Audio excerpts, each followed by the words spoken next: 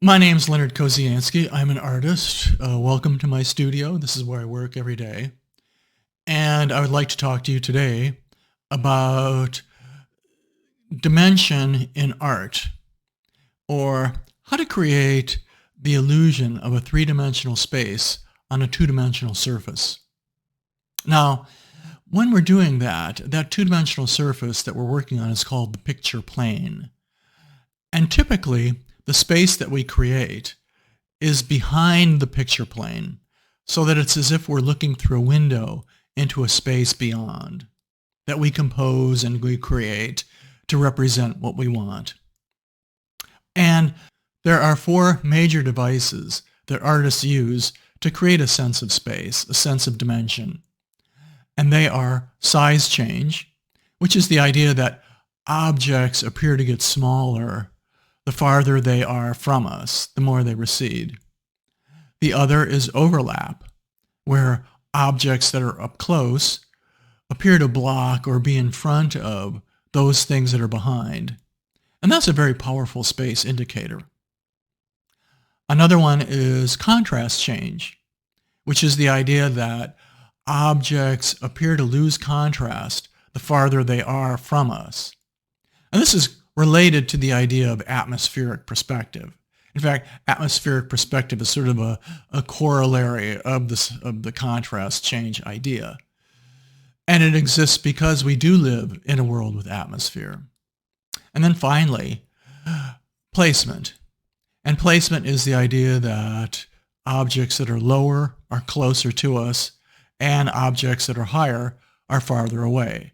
And that's primarily because we live in a world with gravity, where down is out and up is in.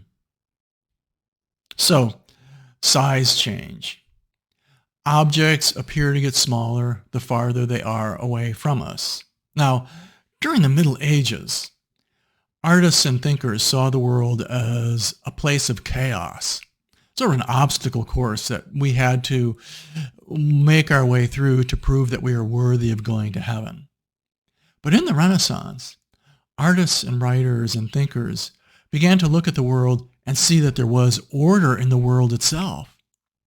And in this idea of size change, they could see that objects not only got smaller the farther they were from us, but they did it with mathematic precision.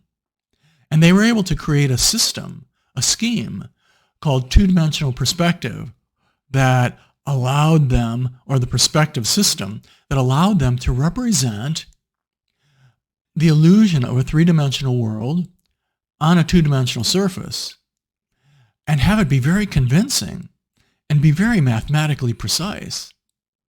And this was sort of like a startling revelation to them, that they were able to see and create so much order in the world, which up till this time, had been said to be a place of chaos. So here in this etching, this engraving of the perspective system from the Renaissance, we can see the columns getting smaller as they recede, and the floor tiles getting smaller as they recede, and the same thing with the arches in the windows. So here, size change is being used to create a sense of space, and the size change idea is being applied with geometric precision. Here in this drawing by Leonardo da Vinci from 1481, this is a study for his Adoration of the Magi. And here he's also using the perspective system. Notice that those tiles on the floor get smaller. And those stairs, they get smaller too. And everything sort of converges to a vanishing point in the distance. Things get smaller, but in a very mathematically precise way. Here in this painting, this fresco by Pergolino in the Vatican, we see Christ handing Peter the keys to the kingdom of God. The figures in the foreground are all pretty much the same size. But notice that as we go back in space, the figures appear to be smaller and smaller until we have these very tiny figures in the doorway of that building. And that lets us know that that building is huge by comparison. Perugino also projects his space out into our space. Because if we were standing in front of this painting, we would find that our size is proportional to the figures in the painting according to the perspective system. So he is sort of extending our space into the pictorial space, creating sort of a grand illusion of three-dimensionality. One little note. Notice that the halos on Christ and the apostles are these discs. Now, a halo is supposed to be an aura of light. And in the Middle Ages, that was represented by a circle of gold around the saint or Jesus' head. In the Renaissance, they took that idea literally and turned those circles of light into discs. So rather than it being sort of like an aura of light around the saint or around Jesus, we have this disc floating above their heads, this disc which is represented in perfect perspective, which gave the artists another opportunity to use this perspective system to create space. Here, in this painting by Dakiriko, done in 1914, called The Mystery and Melancholy of a Street, he is using size change exclusively to create a sense of space. Notice how those arches get smaller and smaller as they go back, and they're all identical. And because he's using size change alone, it creates a sort of very surreal, dreamlike, almost nightmarish appearance in this surrealist composition. Here, in this surrealist composition by Renai Great from 1953, we can see that his identical businessmen floating in space, the same distance from each other, get smaller, appear to get smaller the farther they are from us. So we assume that those figures in the distance are in real life the same size as the figures that are up close. It's just that they're far away.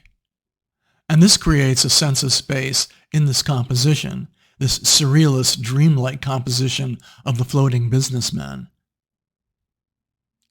In this painting by Charles Demuth from 1928 called I Saw the Number 5 in Gold, it's a fairly abstract cubist composition, but he creates a startling sense of space in his use of the number 5. Those fives, those 3 5s, appear to get smaller and farther away. Now, it isn't like we look at those 5s and see them as 3 different size 5s. Rather, we look at them and see them as receding in space. So on one hand, he's creating a sort of a very flat, abstract composition. On the other hand, he's creating this dramatic space with his use of the number 5. And in this final example by Victor Vasarely from 1969, he's sort of doing the opposite. Those squares in the corners, those represent the picture plane, and the squares in the middle make the form appear to bulge out into our space. So he's sort of reversing what the Renaissance artists did, where they would have the space project behind the picture plane. Here, Vasarely is having his forms project in front of the picture plane into our space, creating a very dramatic image. Now, the next device that I'd like to talk about is probably the most powerful of the space-making ideas or devices or techniques, called overlap. And overlap is just the idea that things that are in front overlap or block those things that are behind. And it's a very convincing space-making tool. In this painting by Claude Monet from 1891 of the 4 trees, we can see him using overlap to overlap those dark tree trunks against the much lighter background, creating a sense of a deep space.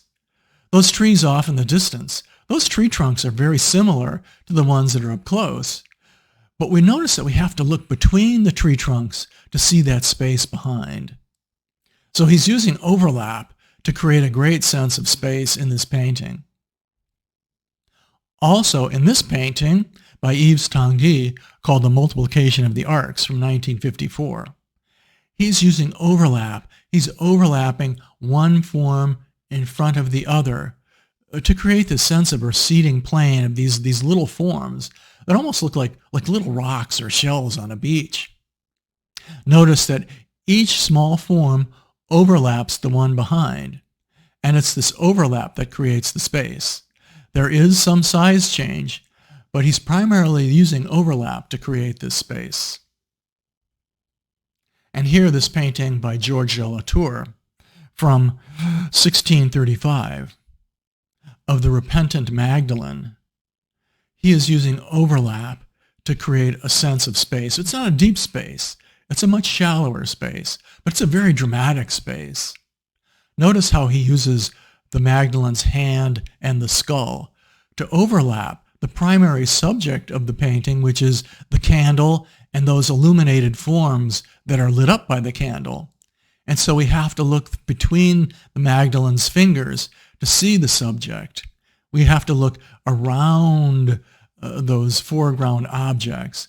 And in doing that, de la Tour is able to create a very dramatic space, a very dramatic illumination.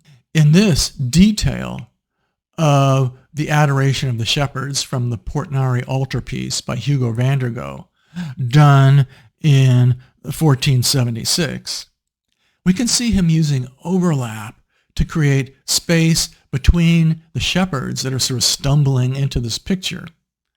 The one shepherd overlaps the other. Also notice that that group of shepherds overlaps the background distance, which has shepherds in it. And so he's able to create a very sort of complex and interesting space, primarily using overlap in this scene of hell from Van Eyck's Last Judgment. Van Eyck is able to create a shallow but very convincing, tangled space by overlapping human bodies and demons, arms and legs and heads and hats.